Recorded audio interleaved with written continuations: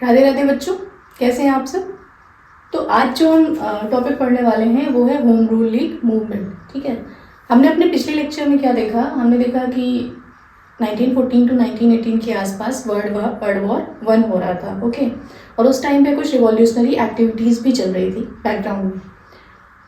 अब उसके बाद जो बड़ा इवेंट एक होता है वो होता है home rule league movement. Okay, 1916 में। बट ये होता क्यों है, देखो वर्ल्ड वॉर 1 चल रहा था, first world war.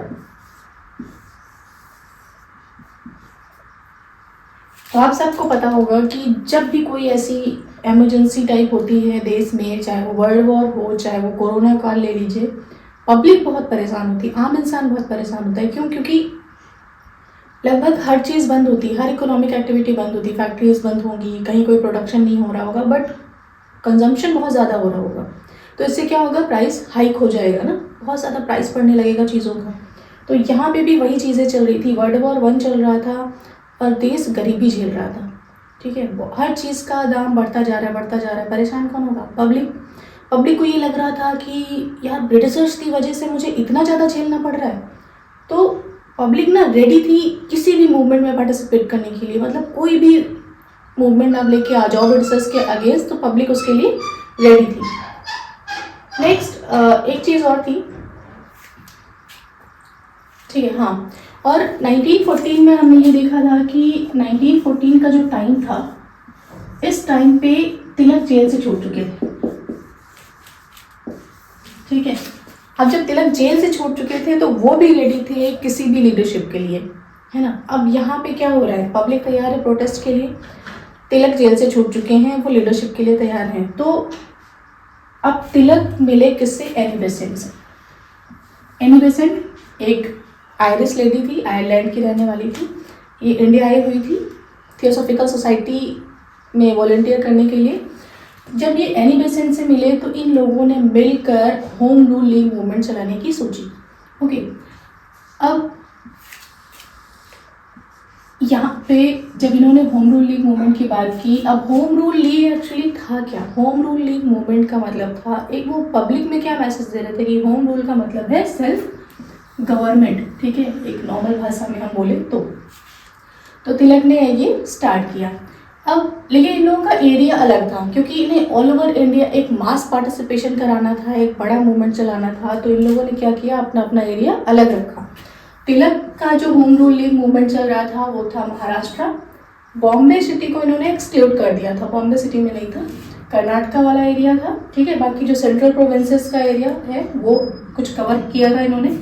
Annie Besant का जो एरिया था वो बॉम्बे सिटी को इन्होंने ले लिया था, बाकी जो रेस्ट ऑफ इंडिया है वो एनी बेसेंट के अंडर में आता था। अब क्वेश्चन यहाँ से एक पुट किया जाता है कि सबसे पहले होम रूल लीग किसने स्टार्ट की? तो अप्रैल में 1916 में तिलक ने स्टार्ट किया, सितंबर 1916 में एनी बेसेंट ने स्टार्ट किया। तो सबसे पहले तिलक ने स्टार्ट किया था होम रूल लीग। ओके, ठीक है, तो चलो इनका मूवमेंट चल रहा है, बट बहुत ज़्यादा टाइम तक ये मूवमेंट नहीं चल पाया। अच्छा, एक चीज़ और थी इसमें, ये जो मूवमेंट चला ना, इस टाइम पे एनी बेसेंट और तिलक को ये लगा कि देखो आईएनसी का होना, वो भी एक्सट्रीमिस्ट और मॉडरेट्स का एक साथ होना बहुत इंपॉर्टेंट है इस मूवमेंट के लिए, ताकि वो चीज़ें ज़्यादा इफेक्टिव हो सके। तो इन्होंने एक और एफर्ट डाला कि एक्सट्रीमिस्ट को वापस कांग्रेस में ले लिया जाए। आपको अगर याद होगा तो 1907 में सूरत स्प्लिट हो चुका था, जब एक्सट्रीमिस्ट जो है वो आईएनसी से अलग हो चुके थे, या एक्सट्रीमिस्ट जो है वो मॉडरेट से अलग हो चुके थे। ठीक है, तो इन्होंने एक एफर्ट डाला 1916 में मॉडरेट्स और एक्सट्रीमिस्ट के रीयूनियन का। ठीक है, और वो 1916 का था लखनऊ सेशन। ठीक है, तो लखनऊ सेशन में क्या हुआ, ये दोनों एक हो गए। ठीक है, अच्छा इस टाइम पे ना गांधी जी इंडिया आ चुके थे। गांधी जी इंडिया आए थे 9 जनवरी 1915। ठीक है, बट गांधी जी ने पार्टिसिपेट नहीं किया था होम रूल लीग में। पूछा जाता है कि क्या गांधी जी ने पार्टिसिपेट किया था होम रूल लीग में? नहीं। क्यों? क्योंकि जब ये 1915 में गांधी जी, अच्छा गांधी जी की एक आदत थी, वो एक्सपेरिमेंट करते थे पहले। मतलब इन्होंने क्या किया कि हम 2 साल से घूमेंगे, हम देखेंगे देश को कि कहाँ पे क्या रिक्वायरमेंट है, उसके बाद हम किसी प्रोटेस्ट में पार्टिसिपेट करेंगे या किसी मूवमेंट में पार्टिसिपेट करेंगे। तो इन्होंने पार्टिसिपेशन नहीं किया था होम रूल लीग में। ठीक है, 1917 में उसके बाद डायरेक्ट इन्होंने चंपारण में पार्टिसिपेट किया, चंपारण की वजह से हुआ।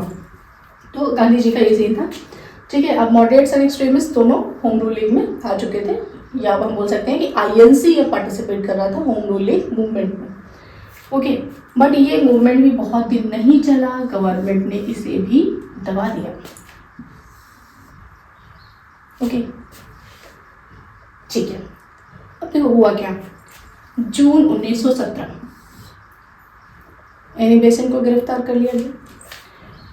अब इनकी गिरफ्तारी की वजह से नेशन वाइड प्रोटेस्ट चल रहा था, मतलब सब और ज़्यादा प्रोटेस्ट करने लगे कि लीडर को छोड़ो, मेरे लीडर को छोड़ो। अब गवर्नमेंट पे दबाव बढ़ने लगा।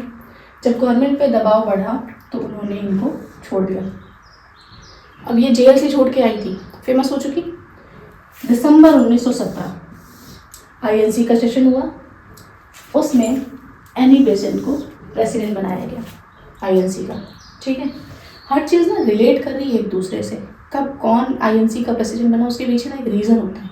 तो दिसंबर 1917 आईएनसी प्रेसिडेंट कौन बनी, एनी बेसेंट, और एनी बेसेंट कांग्रेस की पहली विमेन प्रेसिडेंट थी, ओके, ठीक है। तो ये चीज़ें हो रही थी। अच्छा, जो ये प्रोटेस्ट चल रहा था ना, एनी बेसेंट को जब जेल हुई तब उसमें जो सर एस सुब्रमण्यम अय्यर थे, इन्होंने क्या किया, इन्होंने अपना नाइटहुड रिनाउंस कर दिया, या क्या बोल सकते हैं कि इन्होंने जो सर की उपाधि थी वो छोड़ दी, ठीक है।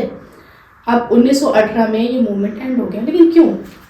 इतने अच्छे से मूवमेंट चला, आईएनसी ने पार्टिसिपेट किया, एक्सट्रीमिस्ट मॉडरेट सब आ गए, एंड क्यों हुआ इस मूवमेंट का? देखो 1918 में एंड इसलिए हुआ क्योंकि जब एनी बेसेंट को जेल से छोड़ा गया ना, तो गवर्नमेंट पे बहुत प्रेशर बन रहा था, क्योंकि बहुत ज़्यादा प्रोटेस्ट चल रहा था, नेशन वाइड प्रोटेस्ट चल रहा था।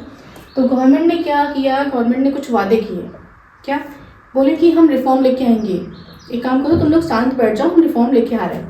और वो रिफॉर्म किस रिफॉर्म की बात की थी? तो वो रिफॉर्म थे मॉनफोर्ड रिफॉर्म, ओके। और ये अनाउंसमेंट 1918 में हो चुका था। जब 1918 में अनाउंसमेंट हुआ तो मॉनफोर्ड रिफॉर्म आया। अब ये मॉनफोर्ड रिफॉर्म 1919 का एक्ट है, जो गवर्नमेंट ऑफ इंडिया एक्ट 1919 के बारे में हम जानते होंगे, या फिर हम आगे उससे डील करेंगे, ठीक है। तो ये रिफॉर्म की उन्होंने बात की। एक्चुअली देखो गवर्नमेंट क्या करती थी ना, ये ब्रिटिश क्या करते थे ना, उनकी कैरेक्टरिस्टिक पॉलिसी थी।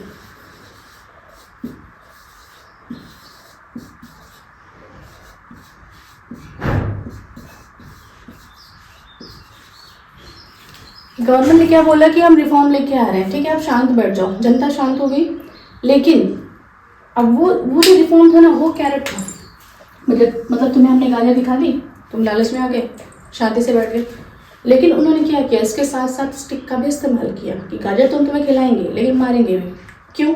अगर हम रिफॉर्म की बात कर रहे हैं और अगर कोई नहीं माना इसमें कि नहीं रिफॉर्म क्यों ना, रिफॉर्म हमें नहीं चाहिए, या उसका भी किसी ने विरोध किया, तो उसके लिए मेरे पास स्टिक भी है। और वो स्टिक क्या था? रॉलेट एक्ट, रॉलेट एक्ट, ठीक है। अब ये रॉलेट एक्ट क्या था, इसको हम आगे कंटिन्यू करेंगे, ओके। चलिए, थैंक यू।